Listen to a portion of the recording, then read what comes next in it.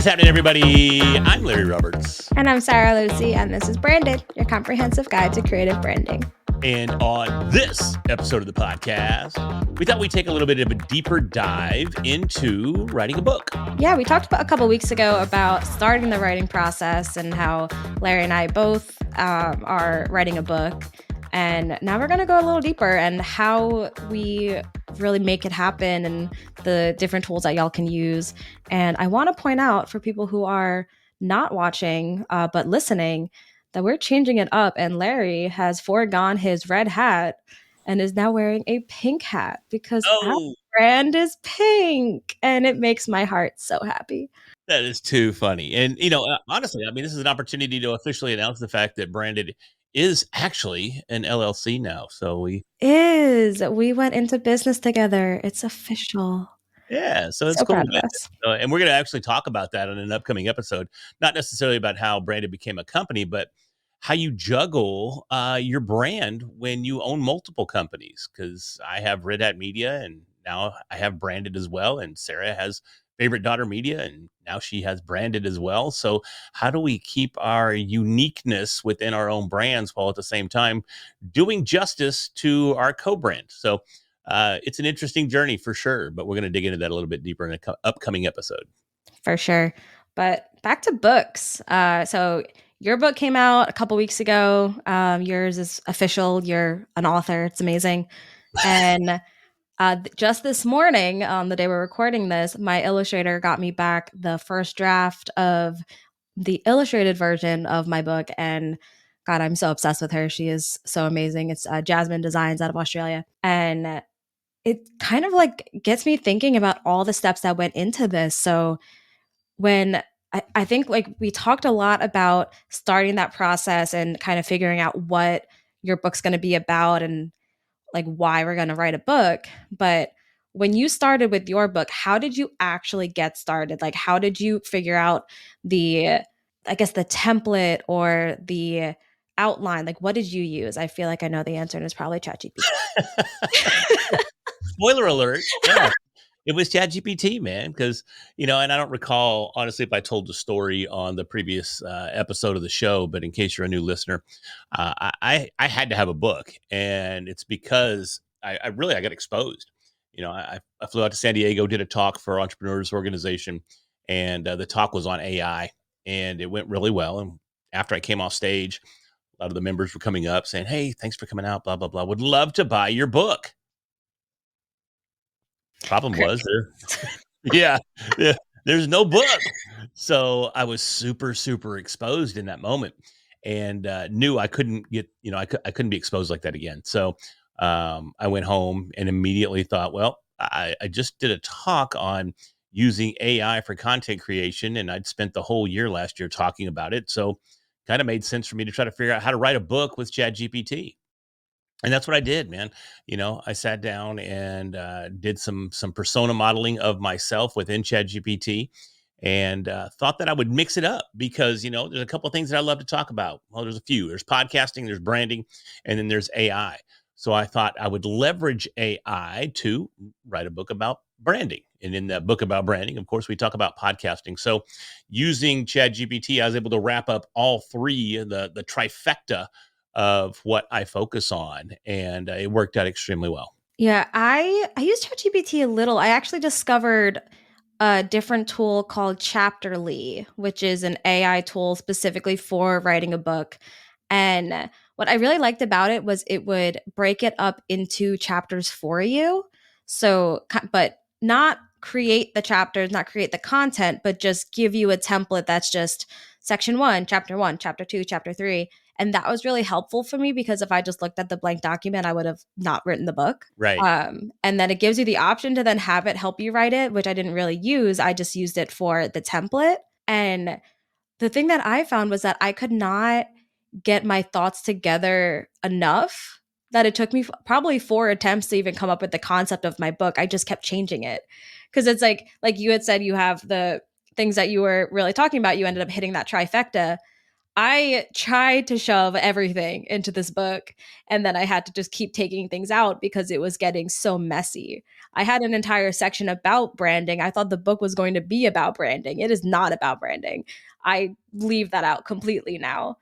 And like it took a lot of basically trial and error for me to figure out what is the actual concept of this book. Well, I think it's that way with everything because I mean I did the same thing just using ChatGPT. I started writing the book within ChatGPT, but I wanted to use the red hat as the analogy for branding, and I wanted to make sure that that red hat was the theme throughout the entire book. So, in feeding that information to ChatGPT, it was then able to give me an outline of each chapter. And before I knew it, I had 12 chapters for the book and an entire outline, each of which were referencing the red hat as an analogy for your brand. And I was able to flesh that out. So the approach was somewhat similar because it was an iterative process, but yours was more iterative from a creative, and mine was more iterative from a, I don't know, I guess we could say a technical perspective. Yeah, and like I used ChatGPT too, like a lot throughout the process. So just like your book, it was meant to be mostly AI Yeah. created because that was the point. Mine, I did write it, but that doesn't mean I didn't use ChatGPT. Like I think as a writer, there's kind of a, I don't know, I feel like there's kind of a dichotomy between like, are you using it? Are you not? What are you using it for? But I did use it and I would write a chapter and then just put it in ChatGPT and say like, did I miss anything? Hmm. Because my book is about storytelling. So I would explain all these different storytelling concepts through my own stories. But the first time around, it was so much story and not enough information. Right. And so I put the whole book in ChatGPT and I'm like, how can we make this have more educational content? And took some ideas that it gave me and then wrote that out. So it doesn't have to be a I use it or I don't. It's not there's no just either it's completely written by ChatGPT or you didn't touch ChatGPT. Like there's ways that you can incorporate it and do it. I mean, it's there for a reason. It's there to help you. And I'm very confident that the book I'm putting out now is going to be more impactful for readers than it would have if I did it the first version. So, Sure. like, it did nothing but help, but it didn't write my book. Well, it didn't write all of my book either. I'd say it probably wrote 80 to, well, Mhm, maybe 87.3%, rounded, of course. But it wrote a bunch of it. But I still went back through and added my own anecdotes and my own stories and my own insights into each and every chapter. And that's something that we have to keep in mind. You know, people don't, it's funny because this is actually the second book that I've written. The first book I wrote was about podcasting, and it was so bad I recently pulled it off of Amazon, so it's not even out there anymore. But you know, that book I wrote it completely from scratch, mhm, and I kind of went through a similar process to what you went through, except when I wrote it, ChatGPT wasn't around. mhm. But when I started writing that book, I got about, I don't know, it was I signed up for a 30-day project to write a book and become an Amazon number one bestseller, which this book did become a multi-category Amazon number one bestseller. But in that 30 days, we started writing, and about, I don't know, day 10, 11 or something like that, I start looking at the book, and it's more of a autobiography than anything because it was about podcasting, and it really didn't Mhm. have a lot to do with podcasting. I had just started writing, and next thing you knew, I had written basically a journal of my life, and I look back and I go, "This is not what this is supposed to be at all. This is ridiculous." So, I mean, I literally had to scrap that phase of the project and go back and start completely from scratch. So, having versions of your book is just something that you can expect. Yeah, I think the first time I sat down and was like, "I'm gonna write this book," it was the same thing. It was, like, almost like a therapy session for myself, and I did not publish a single word of it. It would have been horrible if I did, because it was just all of these things that I hadn't said out loud that I just put on paper. And I'm like, this isn't even relevant. This is nonsense. Like, this is just I things I guess I just had to say. Yeah. And I did. And then we moved on. And it did not make it into the book. But I was talking to someone at Podfest and she is about to start her own writing process. And I think she was considering paying one of those companies to help her self-publish, and it was going to be a lot of money, Hmm. like 4 to 5 figures Sure. for the process. Yeah. And it like I try to talk her out of it just because the process of self-publishing seems to be so gatekeepered. I don't know, whatever it is. Like the people who do actually work in the self-publishing world, they try to make it seem like it's way more difficult than it is, Oh, they do. so that they can charge people like an arm and a leg Yeah. to Yeah. help with their book. Yeah. So I guess kind of what we're just trying to say in all of this is that it's not that hard. Like you can do it yourself. We did it well, I did have help. I did pay a company, but it was a very reasonable price. And it's just there's nothing that they can do that you can't. No, 100%. And, it does feel good though sometimes, not sometimes, but all the time. It feels good to have a coach. Oh, You know, 100%. it feels good to have somebody there to help you overcome. I just spoke at a conference yesterday here in Dallas, and one of the questions that came from the audience was, how do you overcome imposter syndrome? And, there's not a real straightforward answer as to how you overcome imposter syndrome other than to just do it and know that maybe this first draft isn't going to be your best work, but it's your work. And that's more important than anything. And whether you have a coach or whether you do it on your own, just doing it is what's absolutely critical. And, in writing my book, I mean, it took me couple weeks, a couple 3 weeks to actually do the entire book. And since then, I've run through a couple of other proofs of concept for the book process, and I can get it done in about a week now, just because I've outlined the tools that I used. I have a process now. I've documented the process and can replicate it over and over again for anybody on any topic for any kind of book. But at the same time, is it going to be as heartfelt as maybe someone that sits down and spends couple months writing a book or a year writing their book? It took you a while to write your book, but you wrote it and you rewrote it and then probably even rewrote it again. But it is something that you're emotionally attached to, something that you're taking a tremendous amount of pride in. And I take pride in my book as well. And I got to tell you, feels pretty doggone good to sign your little name inside the front cover of that book and hand it to somebody that's like, oh my gosh, I got your book, Lair. And it's really, really cool. But at the same time, my book was written to serve a different purpose. And while I do have a personal, emotionally driven book in me, if I do ever write that book, I'll take a different approach. You know what I mean? I'll actually sit down and I will actually write every chapter. But whether I use ChatGPT or whether I take the actual, straight from the brain to the pen approach, it's still not that difficult to do. There's value in coaches 100% and in accountability partners. But I think if someone is trying to make it seem like you can't do it without them, you can't do it by yourself, it's called self-publishing for a reason because people do it for themselves. Like it's not I don't if you're offering your services as a like I'll make it easier for you or I'll help you through the process, like that's different, but I feel like some of them are just you need me to do this for you and you don't. It's not rocket science. None of this is brain surgery. When I was having that conversation, I think what I said was do as much as you can by yourself and then see where you actually need support. Like don't pay I think it was like $6,000 up front before you've even started because you don't know what you need. Right. You it's the same thing I talk about this with on the financial coaching side when you're like planning a wedding.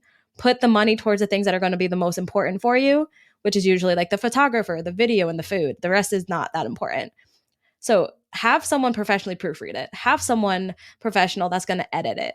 If you don't know how to do the layout yourself, you can either have someone lay out your book for you for printing, or you can use a tool like Atticus is the one that you used. I've Yeah. used Chapterly does that as well.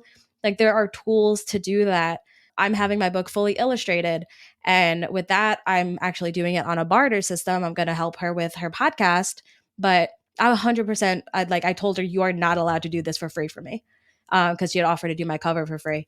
And that is something I 100% would have paid for because I can't do that. I don't have that skill.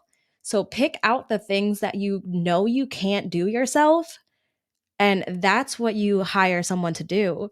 You don't need to hire someone for the entire process before you've even started the process. 100%. And, if I think about it too, I only used a handful of tools to write my book. Yeah, And if you look at the tools and what the cost of those tools are, the cost was fairly minimal. I'm actually trying to think of the actual all the tools. I use ChatGPT, which runs me what, $20 a month, but and you would have had that anyway, I have it regardless. I can't go a day without talking to ChatGPT. So I use ChatGPT. I used Canva to design my cover, which you and would have paid for anyway. I pay for that regardless. So I already have that. I did buy Atticus, which I think it was 100 and a half, like 149 or something for like a lifetime subscription to Atticus. So I can write infinite books for $149. I So played in that for my book as well, so I yeah, paid nothing for that because you had already paid for it. yeah. So here Thank you you. can use it too. So now we're up to what? Say 150, $20 a month, I guess, for Canva. I don't even know. I think it's about $20 for the pro. But you And would then have been paying for it anyway. $20 a month. Yeah, I'm still sub $200 for the three tools that I use to actually design my book. Now, I will say that I did take, after I kind of figured out the book cover in Canva, I did take it over to Photoshop. So I also have a subscription to Adobe. I would have that anyways. Again, as a content creator, I already had that too, but I think that's another $20 a month. So now we're just a little over $200 in product and subscriptions that I used, and that's it. I mean, I don't think I used anything else other than going back and forth with you a little bit as well. So again, it's good to And have I that. am priceless, Have that. so She's priceless. I'm paying the price right now with this pink hat on my head. So that's what I get. So, but my point there is, and then publishing is completely free. yeah. You go to Which is KDP. new actually, because if you use Ingram Spark, which is what I'm using so that my book can be in places other than just Amazon, because if you just go through KDP, it'll only be on Amazon. They used to actually charge you like $50 or something to put your book up, like up on their platform. They don't do that anymore. They've taken away that fee. So even publishing is free. I used Chapterly, and that is like you get 2 weeks free, and then it's $10 a month. So I paid for it for a couple of months and then canceled it. And so I don't know, I spent maybe like 30, $40 on Chapterly. I wrote my book in Google Docs. Oh yeah, I forgot about Google Docs. Yeah, Yes, which is I free.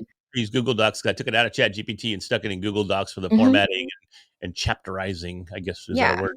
Chapterize. Uh, Close yeah. enough. But I'm an author. I can use that word. but I did pay a company, and so I worked with a publisher, and he did the stuff that I couldn't do myself. He handled the editing and the proofreading, and he is helping me with some of the more technical pieces of the actual like getting it into Amazon and making sure that Barnes and Noble will have access to it and things like that. So he's helping me with the stuff that I don't fully understand. That brings up like the ISBN number and the barcodes Oh as yeah, well. So we did buy you actually bought uh, ISBN numbers, and I don't know if you bought barcodes or not, but you definitely bought the ISBN. I bought 10 ISBN numbers for like $300. Yeah, yeah. And then I somehow screwed mine up that you gave me. So I ended up, I, yeah, one of his Christmas presents was supposed to be a free ISBN number because I bought them in bulk, and then he's like, "Yeah, I tried it. I ruined it. It's not usable anymore. I bought a new yeah, one." yeah, I totally blitzed that son of a gun. But I ended up using the free ISBN number from Amazon because here's the thing too, and this goes back to some differences in our approach. Is I don't care if it's only on Amazon because my whole thing is I want to be able to walk up to a networking conference or go to a speaking engagement, and I want a box of my books with me when I'm at these conferences.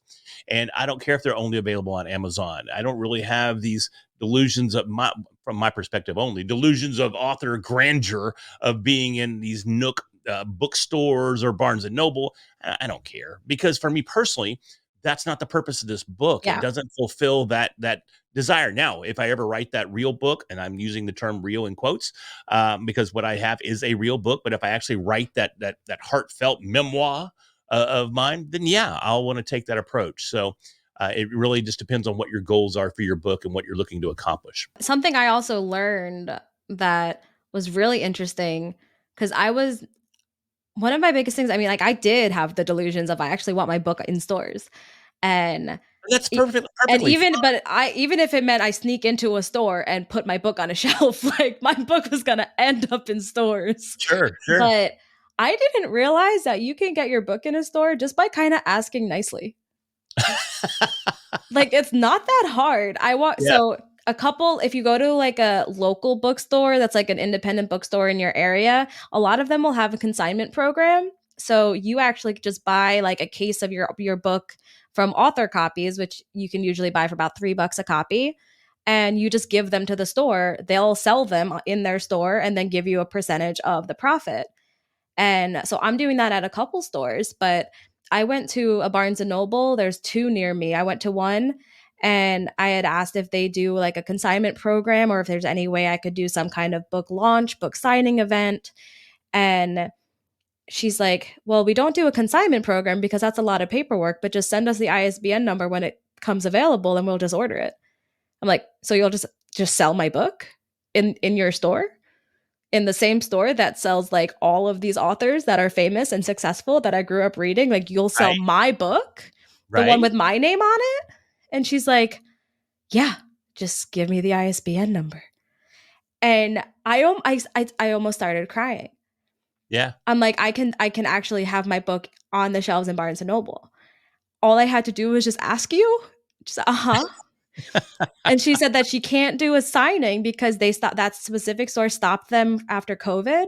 But she's like, yeah, if you go down the street to the like next closest Barnes and Noble, they'll probably do it.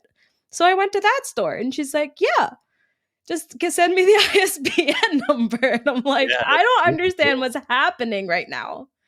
Yeah, it All seems so I had far to do was fetched. ask. Exactly, and it seems so far fetched and so out of reach for so many people. Yeah, But honestly, you're putting in a lot of footwork. You're putting a lot of effort. You're asking questions, but that's all it takes is to put a little time in. After you write your book, reach out to people. I mean, even my little ChatGPT book, it's in a public library in West Virginia because I someone didn't is know that. yeah, yeah, yeah. J.R. Sparrow, he actually was a Oh, podcast as well. yeah.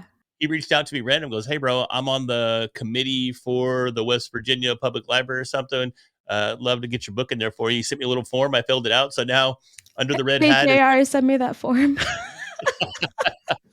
it's in a West Virginia Public Library. So if you That's want to do the crazy. legwork, I would imagine that I could get it in other libraries too. Just if Yeah. I was to put in the effort and the time to go ask, and Honestly, it's the hardest part about it is just, like, getting over the imposter syndrome piece of it. Because 'cause yeah, I'm just like, I feel so silly. yeah, Like, "Hey, guys, I'm gonna do a book signing." Like, who would care? Like, why kind of would arrogant, right? anyone? Kind of Like, I arrogant. know, I felt so silly to the point that I actually first texted everyone I know that lives in the area saying, "If I did a book signing, would you go so that I'm not there by myself? Like, I just need to pretend people are there." Yeah, I even was like, "I'll Venmo you back the cost of the book. I don't care." I considered going on, like, Tinder and setting up like 20 dates at the time and place of my book signing so all of these people just show up. I posted in a Facebook group like, would anyone be willing to do this? And it's like so many people were like, "Oh my god, tell me when, I would love to support you." yeah, Like, I was so scared, like I felt so silly. But then I was talking to the his name's Vince, that I did pay to help me with the book publishing process. He's like, "Oh no, you need to do it. Like, go have people take your pictures, like write press releases, do as much as you can. Like, I don't there's no reason that your book is not as real as like any book that's written by a like already published author or already successful author." yeah. So the hardest part honestly is just giving yourself permission to do it and to take it seriously. Yeah, yeah, it's the coolest thing ever, man. I'm sitting here. Actually, I've got an envelope right here. Ironically enough, it's kind of a mauve, purple, pink color. But one of my books is in I'm this changing him slowly every day. I am changing him. but there's a copy of my book in here because somebody hit me up and goes, "Hey, man, I still need my signed copy." Mhm. So what did I do this morning? I sat down, I autographed about 25 copies of my book because we're going to Colorado next week. Yep. Of course, I want my signature in each of those as well. And I got to tell you, man, you want a great way to start a Sunday morning? Crack open a nice fat monster, grab a stack of your books, get you this nice Sharpie, pop that pen off, and give it a sniff. That's a delicious Don't smell. sniff too hard, you're gonna fall off No, a don't chair. listen too long. And then just start autographing your books, and it's the coolest effing feeling in the Oh, world. So I even ordered a giant stack of like autographed by the author stickers, and I I've been seeing on TikTok all of these authors that I follow, and they go in, they're like, I'm going to sign every copy of my book in this Target. And they just go into Target and just start signing their books. And I'm like, can I do that? So I asked Vince, I'm like, am I allowed to just like walk into once Barnes and Noble orders my book, just walk in and just start signing my books? And he's like, yeah, just ask them. And then I felt really dumb because asking for permission to do that never even crossed my mind. I was like, I was just fully planning to just like break in the during business hours when they're open and just start signing my book. He's like, if they say no, then maybe you can go stealth mission if you really want to. But it didn't even cross my mind to be like, excuse me, these I wrote these. Here's my ID with the name that's on the cover. Can I autograph them and add my little autograph by the author sticker? Because it's technically adding value. Because in my mind, that's still destruction of property. Like, it doesn't make sense to me that my name on something would actually add value to it, but I guess since I'm the author, it does. So they're supposed to let you. 100% it does, guaranteed. So, speaking of value, hopefully you got some value out of this episode today, and hopefully we've inspired you a little bit to just take the step, just do it. You've probably already got the tools at your disposal to do everything you need to do to write your book and build your brand and become a more ingrained thought leader in your space. So, do us a favor, if you did find some value, go ahead and hit that subscribe button so we can continue to bring you these episodes each and every week right here on Branded. Man, I don't know how I got that was so smooth too, and then I got tongue tied at the end. Anyways, I'm Larry Roberts. And I'm Sarah Lucy. We'll talk to you next week.